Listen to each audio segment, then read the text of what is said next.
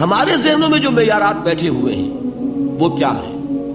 کامیابی پیسے سے ہے، کامیابی جائیداد سے ہے، کامیابی کاروبار سے ہے، کامیابی شہرت سے ہے، کامیابی اقتدار سے ہے۔ یہ معیارات ہیں۔ جو جتنا دولت مند اتنا کامیاب، جو جتنا مشہور اتنا کامیاب، جو جتنا پاپولر اتنا کامیاب، جو حکومت پر پہنچ گیا کامیاب، جس نے بڑا کاروبار جما لیا کامیاب، جس نے بہت جائیداد بنا لی کامیاب۔ یہی ہے اصل میں ساری بس کی گانٹھ۔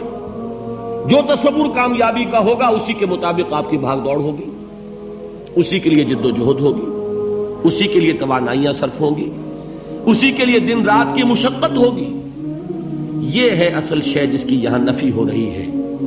کامیابی دولت سے نہیں، کامیابی شہرت سے نہیں، کامیابی اقتدار اور طاقت اور حکومت سے نہیں، بلکہ کامیابی ہے ایمان سے، عمل صالح سے، تواصی بالحق سے، تواصی بالصبر سے۔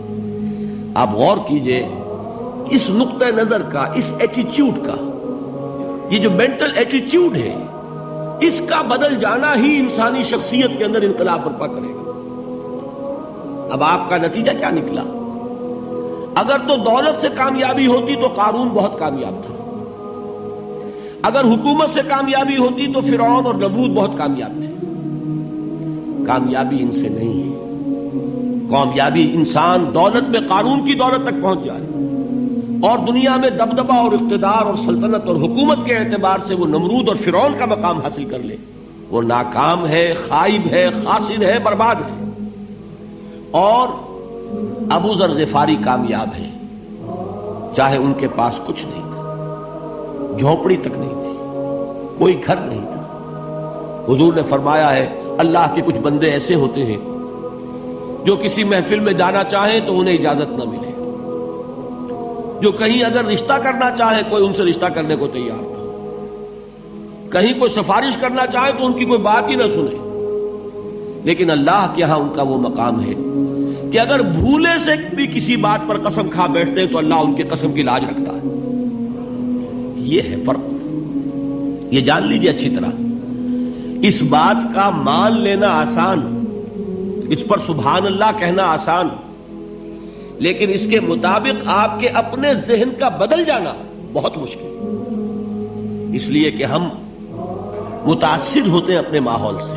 وہ بڑا محل ہے، دیکھ کر ایک دفعہ جھجری آتی ہے، وہ بڑی سی 20 فٹ لمبی کار سناٹے کے ساتھ آپ کے پاس سے گزر گئی، ایک دفعہ اعصاب کے اندر ارتعاش ہوتا ہے، محسوس ہوتا ہے بڑے یہ نصیبے والے لوگ ہیں، بڑے خوش نصیب، بڑے کامیاب، حالانکہ کچھ معلوم نہیں کہ یہی سب سے بڑی بد نصیبی ہو سکتا ہے کہ یہی سب سے بڑی ناکامی ہو۔ اگر ذہنوں میں یہ بات بیٹھ جائے کامیابی کس شے سے، یہی وجہ دیکھیے قرآن مجید میں بارہا آپ دیکھیں اولئک هم المفلحون، یہ ہے لوگ کامیاب ہونے والے۔ آج یہ آپ نے نماز میں وہ آیات سنی، یا ایھا الذین آمنوا ارکعوا واسجدوا واعبدوا ربکم وافعلوا الخیر لعلکم تفلحون۔ اے ایمان والو، رکوع کرو، سجدہ کرو، اپنے رب کی پرستش اور بندگی کرو اور اچھے کام کرو تاکہ تم کامیاب ہو جاؤ۔ تو کامیابی کن چیزوں سے ہے؟ یہ ہے سب سے بڑا سبق۔ یہ ہمارے دل میں اگر بات بیٹھ جائے، ٹھک جائے، تو زندگی بدل جائے گی، صبح و شام بدل جائیں گے، نقشے بدل جائیں گے، بھاگ دوڑ کا رنگ بدل جائے گا، ویلیو سٹرکچر بدل جائے گا۔ آج وہ ایک چیز نہایت اہم نظر آ رہی ہے، کل نہایت غیر اہم نظر آئے گی۔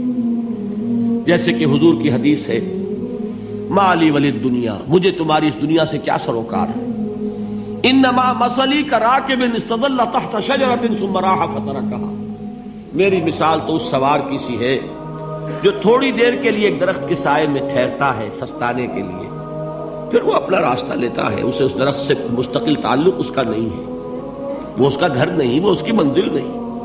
اسی طرح یہ دنیا میرا گھر نہیں ہے۔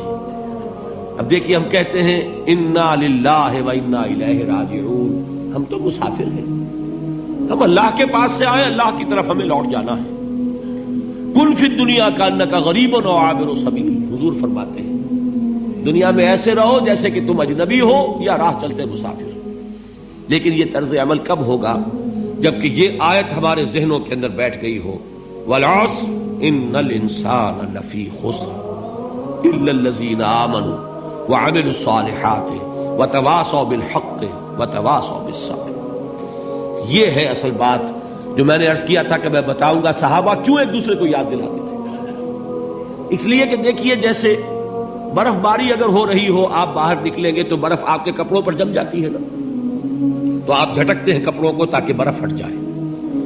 ہمارے ایمان پر اس دنیا میں رہتے ہوئے جب ہم متاثر ہوتے ہیں ماحول سے تو گردہ آ جاتا ہے، برف پڑ جاتی ہے، اس کو جھٹکتے رہنے کی ضرورت ہے. اور وہ جھٹکنے کی بہترین اور مؤثر ترین شکل یہی ہے کہ یاد رکھو کامیابی ان چیزوں سے نہیں ہے. چمک دمک جو ہے دنیا کی، یہ ساری چمک دمک جو تمہیں رجھا رہی ہے، جو تمہیں اپنے اندر گم کیے ہوئے ہے. یہ لفظ گم پر اقبال کا وہ شعر یاد آ گیا کہ کافر کی یہ پہچان کے آفاق میں گم ہے، اور مومن کی یہ پہچان کے گم اس میں ہے آفاق. تم گم نہ ہو کر رہ جاؤ، اس میں مبہوت نہ ہو کر رہ جاؤ، مرعوب نہ ہو کر رہ جاؤ. دنیا ہی کی محبت تمہارے اوپر ڈیرے نہ ڈال دے، تمہارے دلوں کے اوپر مسلط نہ ہو جائے. لہذا تازہ کرتے رہا کرو والعصر ان الانسان لفی خسر الا الذین آمنوا وعملوا الصالحات وتواصوا بالحق وتواصوا بالصبر. پھر یاد کر لو، پھر تازہ کر لو اپنے اس یقین کو کہ کامیابی دولت سے نہیں، کامیابی ثروت سے نہیں، کامیابی اقتدار سے نہیں، کامیابی شہرت سے نہیں، کامیابی جائیداد سے نہیں، کامیابی ہے ایمان سے، کامیابی ہے عمل صالح سے، کامیابی ہے تواصی بالحق سے، کامیابی ہے تواصی بالصبر. یہ چار چیزیں ہیں کہ جو کامیابی کے لوازم